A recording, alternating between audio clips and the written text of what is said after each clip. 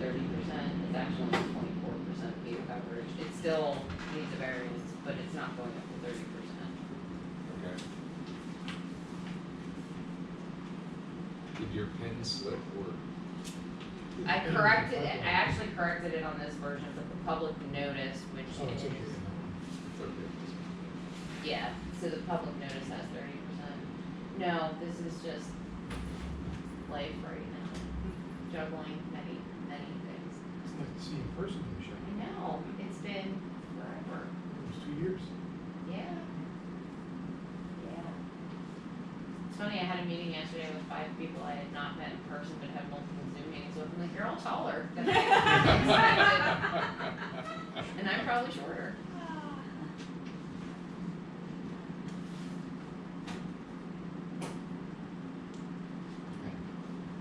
I think we're all here, and even though the clock says 20:03 because it stopped. I think it stopped when I walked into the room, which I'm not worried about. I'll remind Jim to wind it. No. You have to excuse me, I have stage fright. It's been a long time. I don't believe you have stage fright. I'm going to call the meeting of the Wyomissing Zoning Hearing Board to order. We're here today. This says to hear from Andy Levine, but I don't think that's correct. We're here to hear from Howard Kellen on behalf of the Wyomissing Area School District, owner of property located at 110 Woodland Road and identified as tax parcel ID, and I'll spare you that, is requesting a variance from section 414 area yard height regulations and special exception approval from section 413. Use is permitted by special exception from the Borough of Wyomissing zoning ordinance to allow paved coverage on the lot totaling 24% instead of the maximum permitted amount of 20%. Property is located in R1A low density residential zoning district. Property is owned by the Wyomissing Area School District and used for the operation of the Wyomissing Hills Elementary. There's an existing school building measuring 88,542 square feet located on the property, and the use of the property is grandfathered non-conforming, and that a school use is only permitted by special exception in the R1A district. Applicant is requesting special exception approval under section 413 to make the use of the property a legal conforming use. The applicant is proposing to make several improvements to the property, including the construction of 6 building additions and creating separate drop-off and pickup points for school buses and parents. The proposed building additions will comply with all zoning requirements. The existing paved coverage on the lot is 22%, which is 2% above the allowable 20% paved coverage permitted in the R1A zoning district. This is also a grandfathered non-conforming condition. The creation of the separate pickup and drop-off points will result in an increase in paved coverage from 22 to 24%. Application is requesting a variance from section 414 to permit paved coverage on the lot at 24%. Before we begin, I typically introduce people at this end of the table. Of course, everybody knows Michelle. Larry Legero is an alternate to the zoning hearing board, and today is a voting member in National Batisha's place. Bob Ullman's a member of the zoning hearing board. Council is Dan Becker, and I'm David Rothmel. I can even say my own name. Good. I'm David Rothmel, the chairman of the zoning hearing board. And I'll turn it over to Mr. Becker to talk about how we're going to proceed today. Thank you. For today's hearing, what we're going to do is provide the opportunity for the school district through their counsel, Howard Kellen, to provide evidence, both testamentary and as well as documents and potentially diagrams, to establish the reason why they believe the relief should be granted. It's their burden of proof, so they're going to go first, and they'll have the opportunity to make that presentation. At the conclusion of their testimony, depends on the number of witnesses they may have, the board members and potentially members of the public will have the opportunity to ask questions of the various witnesses. After the school district has completed its case, the board will provide the opportunity for any of the residents that are here this afternoon with the opportunity to provide testimony if they care to do so, or if they prefer just a statement to explain their position, we'll allow that to occur as well. After all the testimony and statements have been made, the zoning hearing board will go into an executive session, and they will deliberate on the request for zoning relief. That usually takes us a couple of minutes, and we typically will come back out and render an oral decision today that will tell you how the board is deciding this particular case. A written decision will then be issued within 45 days. Does anybody have any questions about how we intend to proceed with the procedure for the hearing today? Mr. Kellen, any questions? No, sir. Anyone else? Hearing none, Mr. Chairman, I'll turn it back over to you. Okay, Mr. Gillen, it's going to be your show. Would you like to have your witnesses sworn? And at the same time, we can swear Michelle. Yes. Why don't you go before case three questions? Okay. So if you would, then, for the record, if we could just have both of their names. So we can start with this gentleman here in front. My name's Andy Levine. And Mike Capicelli. we spell your last name? Cafoncelli. And of course, I think you know Michelle. So, all right, if you Okay. please raise your right hands. Okay. You swear or affirm the testimony you're about to give will be the truth, the whole truth, and nothing but the truth. I did. Gentlemen, please proceed. Thank you, Mr. President. I'm going to have Mr. Levine explain the project to you in a few minutes, but I just wanted to put things in context. The school, Wyomissing Hills Elementary School, exists as a pre-existing condition prior to the zoning. The borough has asked that we apply for a special exception, which educational facilities are permitted by special exception. So that's part of this application. We're doing that at the behest of the borough so that everything is up to date with your current zoning ordinance. In terms of the variance, again, we have a prior non-conforming situation where the zoning permits 20% paving coverage. The existing facility is at 22%. This project involves adding 6 new classrooms, having separate drop-off and pickup points between parents and school buses, so an important safety measure for students. Also adding some to the playground, again, something for the benefit of students. And the coverage area, the paving coverage area will increase to 24%. So we believe this is a nominal, dimensional situation, and under the Supreme Court's case in the Nettleton decision. The Supreme Court's Nettleton decision from 2003, de minimis dimensional variance is subject to approval. In addition, under the Supreme Court's Hertzberg case from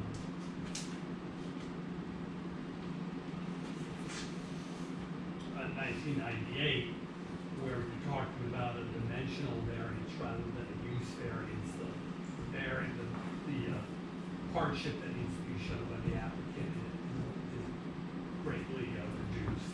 And here, the hardship would be we'd be unable to provide this additional educational programming and additional safety and benefit for students. So that's an overview of our situation and our legal position. Mr. Levine, would you please just give a summary to the board of what the project involved entails from a civil perspective? Certainly. I'm not sure. Maybe we see it on this one.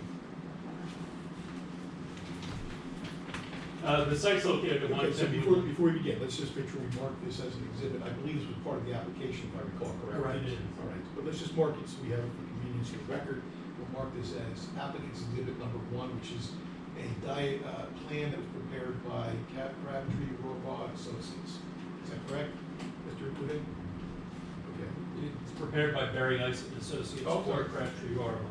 Okay, great, thank you very much. Okay, so if you would proceed describing exhibit 1, remember that we're going to be transcribing this information, so try to be as descriptive as you can with your as descriptive and as slow as possible. You've got both. Thank you. Thank you very much. The proposed development for this project basically is expansion of the school. We have 2 classrooms on the west wing and 4 classrooms on this wing with additional office space, music room, and an expansion to the cafeteria in these 2 locations. One of the concerns that the school district had when we were developing this plan was for safety of the students and also for congestion that you see in front of elementary schools or schools where parents drop off their children. The existing has 2 entrances which are not changing from Woodland Road. Both entrances were connected with a parking lot in the middle, and it went around in a circle and came back out this way. This is the existing condition out there right now. What they asked to do was to potentially segregate the bus drop-off, which is going to be this loop, and parent drop-off, which would be here. So the parent drop-off is on the right as we're looking at the picture? Correct. The parent drop-off is on the right-hand side, and the bus is on the left-hand side. And again, just for purposes of clarification for the record, the area that's being added is the gray area, is that correct? No, the gray area is actually areas of new pavement. Is that existing? It is not existing pavement. Right, so it's the new pavement. The new pavement. Is it all- This, I'm sorry, Larry. the gray area as shown on the exhibit is an area of new pavement, new full depth pavement. And you're showing one that's to the right, which is going to be the parent drop-off, Correct. and the one to the left that looks kind of like the start of number 2 is the bus drop-off. Correct. Okay, thank you. While we were designing this with our turning movements for each of the vehicles that are proposed to utilize these entrances, we have a typical school bus turning movement which requires certain dimensions to provide safety, visibility for those vehicles. Therefore, that determined the area of pavement that we have for the bus loop.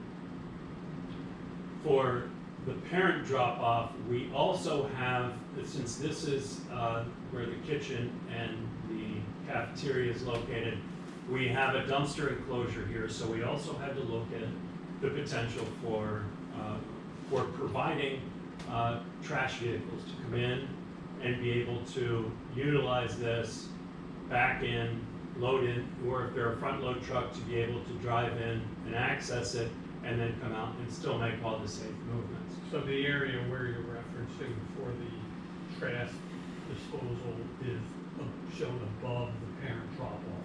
Yes, it is.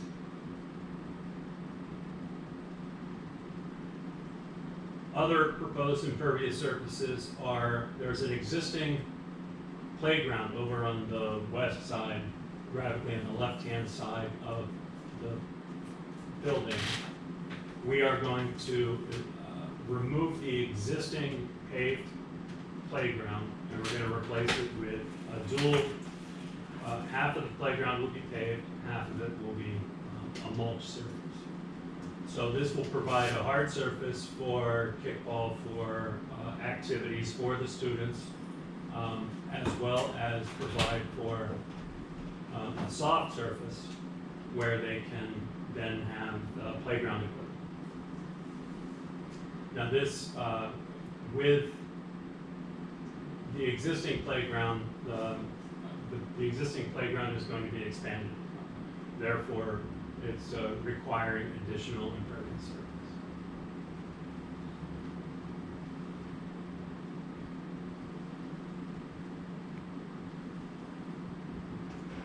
And what is the current paving coverage of the lot? The current paving coverage of the lot is 22%. And what will it be after installation? Following the installation of these improvements, the impervious coverage will be 24%.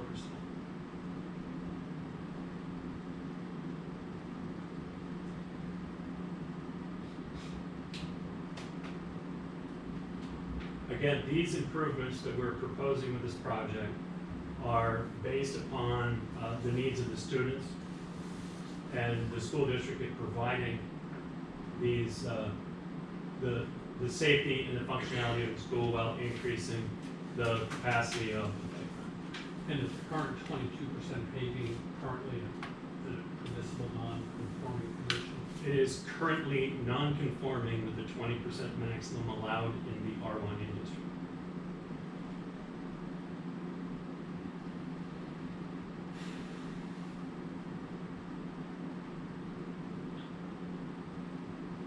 Those are all the questions I have. The parents drop the students off here and they go in the building. They drop the students off in this location, and they can also drop them off this location Okay. along the side here. This is, this is all going to be sidewalk to So this- provide access to go over to here if the parents are, if the students are going in this entrance, Okay. or if they're going into this entrance, they have two options. So it appears that they're crossing a road here, but that's not really, that's just used for trash trucks. It's not- That's more of a loading zone. It's not an actual access to, that would be utilized in any regular basis. Mr. Levine, can you just show me the two entrance locations again? I couldn't see what you were doing. These locations, So where the entrance to the school for the students, right there? there is one entrance Okay, here. yes. There is another entrance over here, and a third entrance over on this side of the building.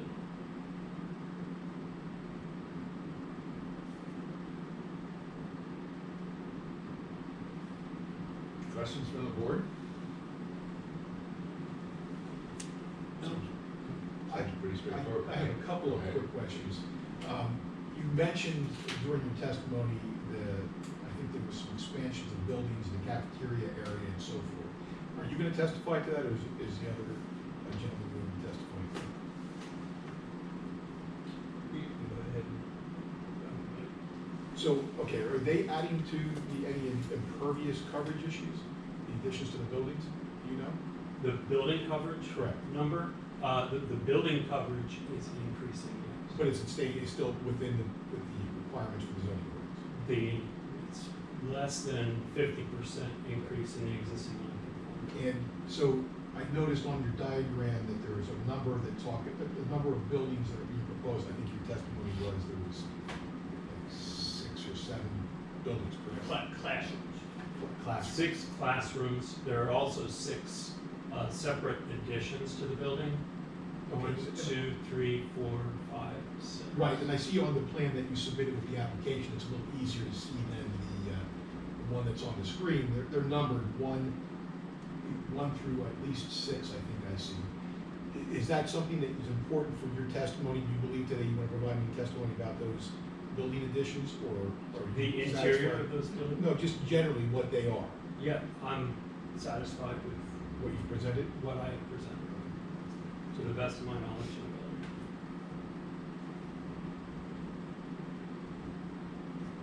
of course, if the board has questions. Sure, we can- sure, and they can ask if they do.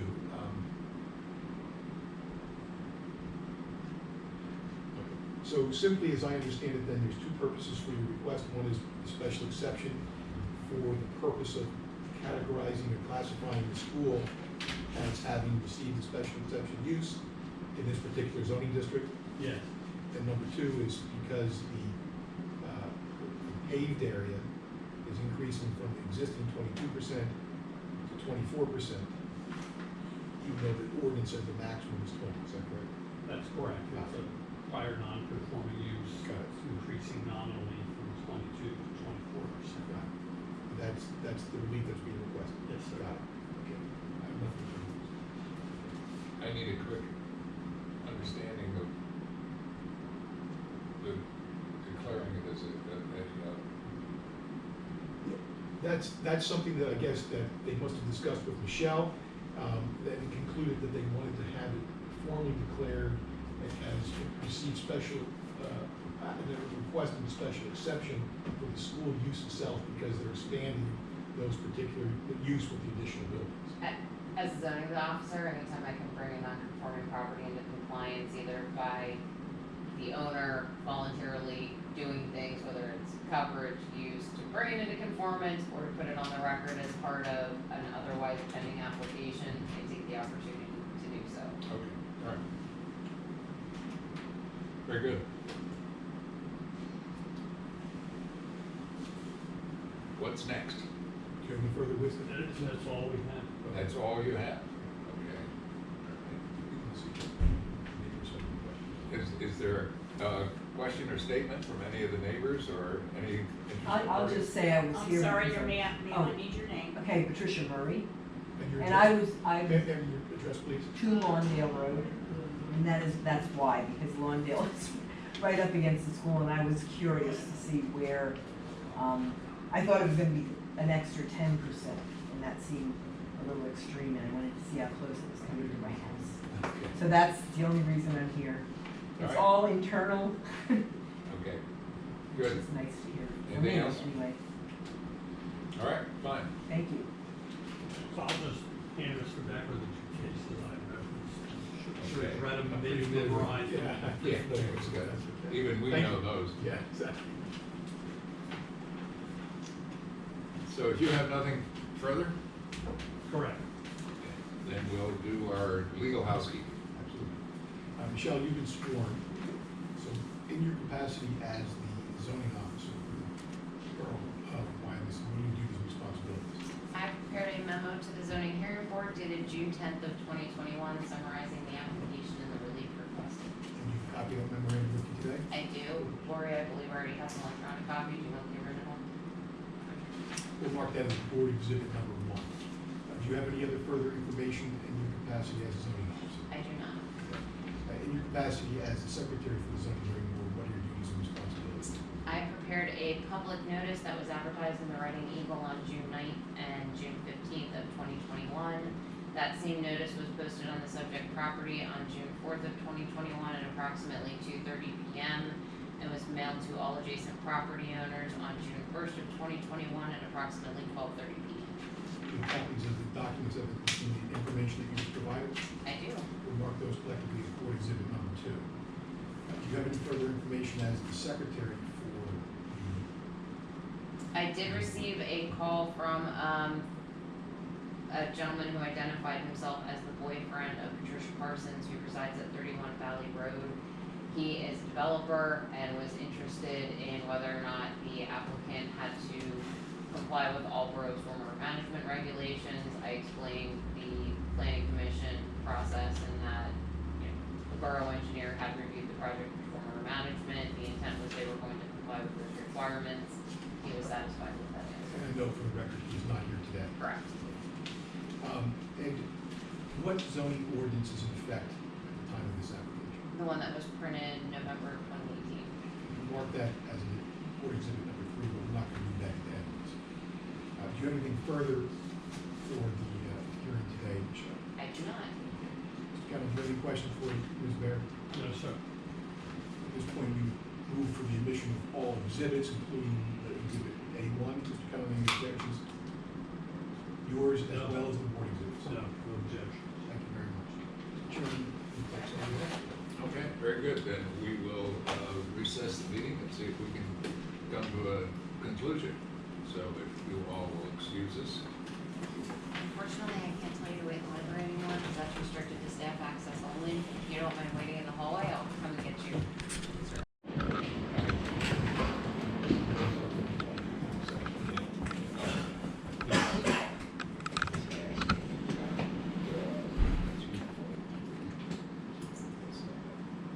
Call a meeting of the Wyomissing Zoning Hearing Board back to order, and is there a motion? Yes, I move we grant the request of the Wyomissing Area School District for a variance under section 414, area yard height regulations, and a special exception from section 413, uses permitted by special exception, to allow paved coverage of a lot to only 24%, Subject to, subject to the conditions be placed on the record by our system. And those conditions are our standard board conditions, which include complying with all testimony that's been presented today, comply with all federal, state, local laws, rules, and regulations, to obtain and pay for all permits that are necessary for the project, and to commence construction within 1 year of the date of the decision. Is there a second to the motion? Second. All in favor? Aye. Aye. Motion is carried and the relief is granted. Thank you. And the meeting is adjourned. Thank you very much. Okay, welcome. Mike was. Go build some driveways. Okay with. And some Yeah. class, and some Yes. classrooms. Okay.